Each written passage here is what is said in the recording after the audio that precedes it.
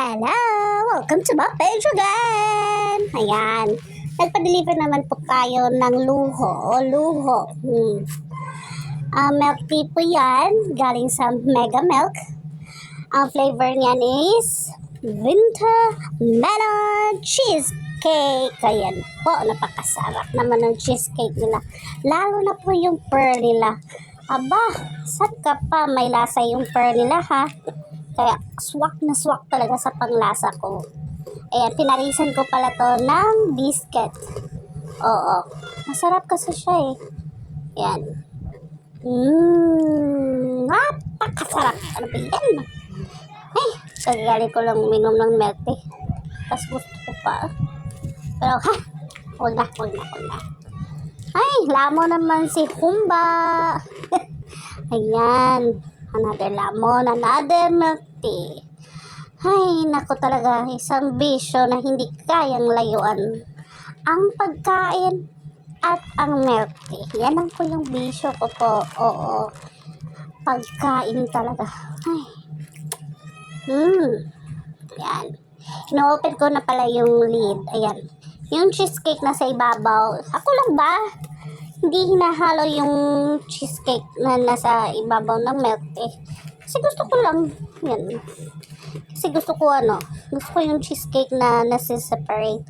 Kasi sa huli, gusto ko lantakan kasi to yung cheesecake eh. Napaka-satisfying talaga pag ginawa ko yun. Oo, try nyo din. Ako lang pa talaga? O baka meron namang iba dyan. Ay, napakasarap talaga ng pearl nila. Ewan ko na lang talaga. Napakasarap talaga. As in. Ay, nako. Hindi talaga ako susubok ng iba. Charis! Yung gusto ko sa kanila is yung pearl kasi masarap. May lasa talaga yung pearl nila. Ayan. Muntik pa nahulog. Sayang. Ayan. Walang iyang baboy na to. Nilantakan yung cheesecake sa store. Ay! Ang rumi-rumi mo, Humba. Ayan. Wait. Ayan. Naubos ko na yung tea. Kinuha ko na rin yung ice. Ayan. Nilantakan ko na yung cheesecake. Yan. See? Yan ang kagawa ni Humba. Ganyan na ganyan siyang kumain. Ay, nako talaga. Tingnan mo, napaka-creamy talaga. Oo. Ayan. Heaven. Heaven na heaven yung feeling ko dito. Ay, nako talaga. Tingnan nyo. Wala na yan, ice. Cheesecake na lang yan at saka yung pearl.